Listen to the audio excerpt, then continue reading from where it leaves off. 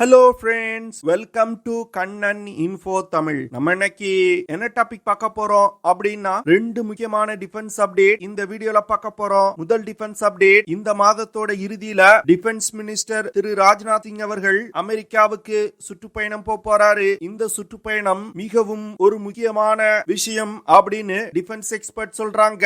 எதற்காக ராஜ்நாத் சிங் அவர்களோட இந்த சுற்றுப்பயணம் முக்கியமானது, இந்த சுற்றுப்பயணத்தின் போது அமெரிக்கா மற்றும் இந்தியாவுக்கு இடையில் என்னென்ன ஒப்பந்தங்கள் கையெழுத்திடப்படுவதற்கு வாய்ப்பு இருக்கு அப்படிங்கிறது குறித்து பார்க்கலாம். இரண்டாவது, மலேசியன் பிரசிடென்ட் அன்வர் இப்ராஹிம் இந்தியாவுக்கு 3 நாள் சுற்றுப்பயணமா வரப்போறாரு. இந்த சுற்றுப்பயணத்தின் போது மலேசியா மற்றும் இந்தியாவுக்கு இடையிலான உறவை அடுத்த கட்டத்திற்கு எடுத்து செல்வதற்கான சில முக்கியமான ஒப்பந்தங்கள் கையெழுத்திடப்பட இருப்பதா செய்திகள் வெளிவந்திருக்கு. அது என்ன ஒப்பந்தம் அப்படிங்கிறது பார்க்கலாம். அடுத்து, மலேசியா மற்றும் இந்தியா ஆயுத விற்பனை தொடர்பாகவும் பேச்சுவார்த்தை நடத்த இருப்பதா சொல்லப்படுது. எந்த ஆயுதத்தை மலேசியா வாங்க முயற்சி செய்றாங்க, அந்த ஆயுதத்தோட செயல்திறன் என்ன அப்படிங்கிறது குறித்து நம்ம டீடைலா இந்த வீடியோல பார்க்கலாம். நம்ம சேனல்ல டிஃபென்ஸ் மற்றும் ஜியோபாலிட்டிக்ஸ் சம்பந்தமா தினம் ஒரு வீடியோ பப்ளிஷ் பண்ணிட்டு இருக்கோம். உங்களுக்கு நம்ம சேனல்ல பப்ளிஷ் பண்ணக்கூடிய வீடியோஸ் பிடிச்சிருந்துச்சுன்னா சேனலை சப்ஸ்கிரைப் பண்ணி சப்போர்ட் பண்ணுங்க.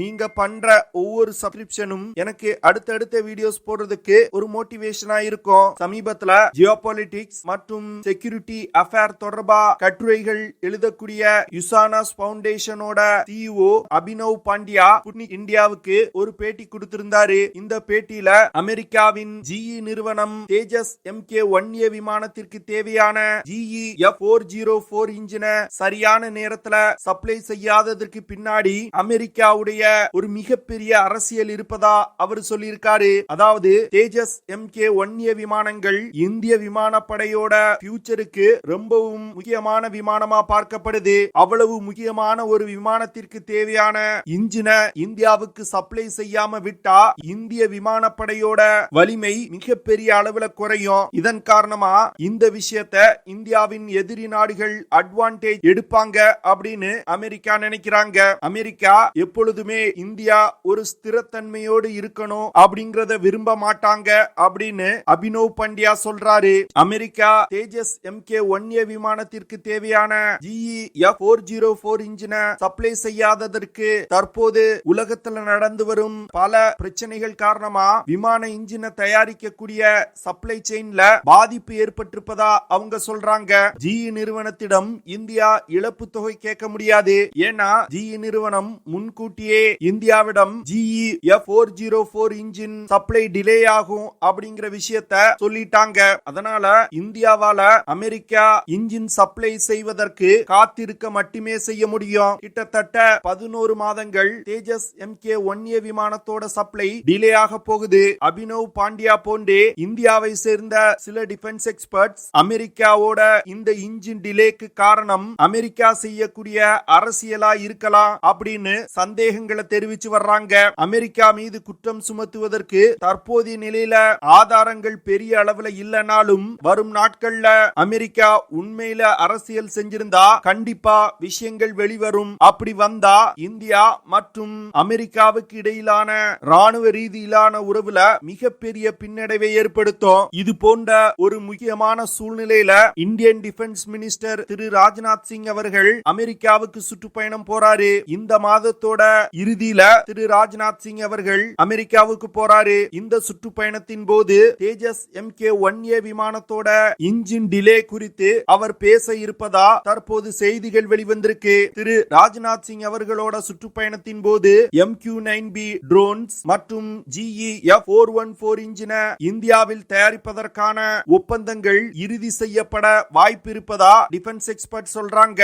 இந்தியா வாங்க உள்ள MQ-9B ட்ரோன் ஒரு அதிநவீன ட்ரோன். இந்த ட்ரோன்களை பயன்படுத்தி சர்வேலன்ஸ், ரெகனசன் போன்ற ஆபரேஷன்களை கேரி அவுட் செய்ய முடியும். அது மட்டும் இல்லாம தேவைப்பட்டால் எதிரிகள் மீது மிக துல்லியமான தாக்குதல்களை நடத்த முடியும். MQ-9B ட்ரோன் இந்திய படையில் இணைப்பதன் மூலம் இந்தியாவுடைய ட்ரோன் படையணியோட செயல்திறனை மிகப்பெரிய அளவில் அதிகரிக்க முடியும். அது மட்டும் இல்லாம பாகிஸ்தான் மற்றும் சீன எல்லையில இந்த ட்ரோன்களை பயன்படுத்தி 24 மணி நேரமும் இந்தியாவால கண்காணிக்க முடியும். அடுத்து இந்தியா மற்றும் அமெரிக்காவும் இணைந்து ஜிஇ F414 இன்ஜினை இந்தியாவில் தயாரிப்ப தயாரிப்பதற்கு திட்டமிட்டிருக்காங்க. அதற்கான ஒப்பந்தமும் திரு ராஜ்நாத் சிங் அவர்களோட இந்த பயணத்தின் போது இறுதி செய்யப்பட உள்ளது. இந்த GE-F414 இன்ஜினை இந்தியா தற்போது டெவலப் செய்து வரும் தேஜஸ் MK2, amca MK1 போன்ற விமானங்கள்ல பயன்படுத்துவதற்கு இந்தியா திட்டமிட்டிருக்காங்க. GE-F414 இன்ஜின் இந்தியாவில் தயாரிக்கப்படுவதன் மூலம் விமான இன்ஜினை தயாரிப்பதற்கான ஒரு சப்ளை செயினை இந்தியா உள்நாட்டுல டெவலப் செய்ய போறாங்க. இதன் மூலமா வரும் காலத்துல இந்தியாவுடைய விமான இன்ஜின் தயாரிப்பு திட்டங்களுக்கு மிகப்பெரிய பூஸ்ட் கிடைக்கும் அப்படின்னு டிஃபென்ஸ் எக்ஸ்பர்ட் சொல்றாங்க. திரு ராஜ்நாத் சிங் அவர்களோட இந்த சுற்றுப்பயணத்தின் போது வெறுமன ஆயுதம் வாங்குவது தொடர்பா மட்டும் பேசப்பட போறதில்ல. இரு நாடுகளும் எப்படி ராணுவ ரீதியிலான உறவை அதிகரிக்க முடியும், இந்தோ பசிபிக் ரீஜன்ல எப்படி இணைந்து செயல்பட முடியும், சீனாவின் அத்துமீறல்களை எப்படி இணைந்து இரு நாடுகளும் முறியடிக்க முடியும் அப்படிங்கிற பல விஷயங்கள் குறித்து திரு ராஜ்நாத் சிங் அவர்கள் பேச போறாரு. அதனால ராஜ்நாத் சிங் அவர்களோட இந்த சுற்றுப்பயணம் மிகவும் ஒரு முக்கியமான விஷயமா இந்தியன் டிஃபென்ஸ் எக்ஸ்பர்ட்ஸ் பார்க்கறாங்க.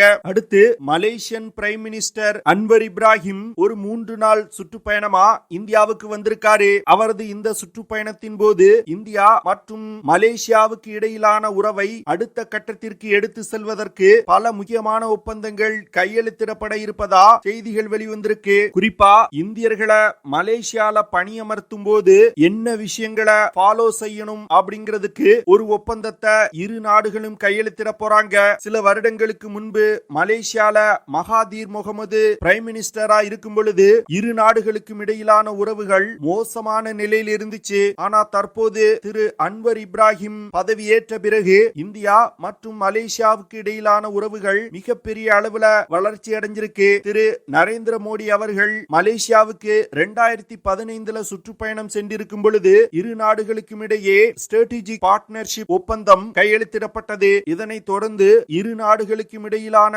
ராணுவ ரீதியிலான உறவுகள் மிகப்பெரிய அளவுல அதிகரிச்சிருக்கு. இரு நாடுகளும் பல்வேறு துறைகள்ல ஒருங்கிணைந்து தற்போது செயல்பட்டு வந்துகிட்டு இருக்காங்க.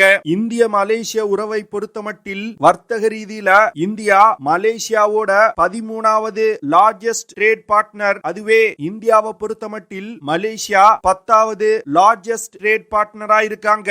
இரு நாடுகளுக்கும் இடையே வருடத்திற்கு 20 பில்லியன் அமெரிக்க டாலர் வர்த்தகம் நடக்குது. அது மட்டும் இல்லாம உலகத்துல இந்தியர்கள் அதிகம் இருக்கக்கூடிய நாடுகள்ல மலேசியா 2வது இடத்துல இருக்குது. அதனால மலேசியா மற்றும் இந்தியாவுக்கு இடையிலான உறவு மிகவும் முக்கியமானது. சமீப காலத்துல இந்தோ பசிபிக் ரீஜன்ல சீனாவின் அத்துமீறல்கள் மிகப்பெரிய அளவுல அதிகரிச்சு வந்துகிட்டு இருக்கு. சில வருடங்களுக்கு முன்பு மலேசியாவோட வான்பரப்புக்குள் சீன விமானங்கள் பறந்தது. இதிலிருந்து மலேசியா தன்னுடைய விமானப்படையின் வலிமையை அதிகப்படுத்துவதற்கு பல்வேறு முயற்சிகளை செஞ்சு வந்துகிட்டு இருக்காங்க.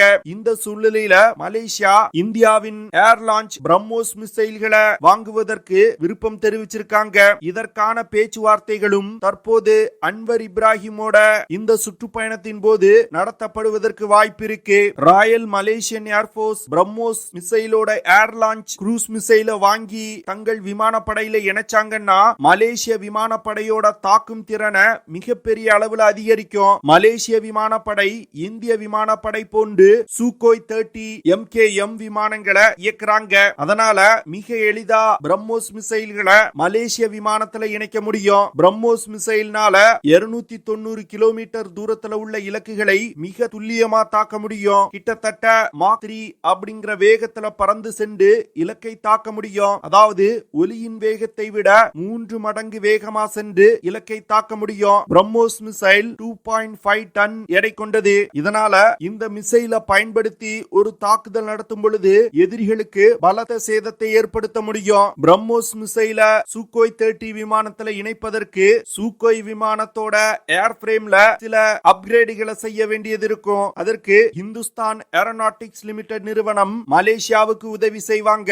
அதற்கு பிறகு மலேசிய விமானத்துல பிரம்மோஸ் மிசைல் இணைக்கப்படும். பிரம்மோஸ் மிசைல் தவிர மேலும் சில இந்திய ஆயுதங்களை வாங்குவதற்கு மலேசியா பேச்சுவார்த்தை நடத்தி வந்துகிட்டு இருக்காங்க. அதனால மலேசியன் பிரைம் மினிஸ்டர் அன்வர் இப்ராஹிமோட இந்த சுற்றுப்பயணத்தின் போது மலேசியா இந்தியாவிடமிருந்து ஆயுதம் வாங்குவது தொடர்பா சில முக்கியமான ஒப்பந்தங்கள் ஃபைனலைஸ் செய்யப்படுவதற்கு வாய்ப்பு இருக்கு. சில வருடங்களா இந்தியா லுக் ஈஸ்ட் அப்படிங்கிற ஒரு பாலிசியை ஃபாலோ செஞ்சு வந்துகிட்டு இருக்காங்க. அதாவது தென்கிழக்கு ஆசிய நாடுகளுடனான தன் உறவை மிகப்பெரிய அளவுல அதிகப்படுத்துவதற்கு இந்தியா முயற்சி செய்து வந்துகிட்டு இருக்காங்க.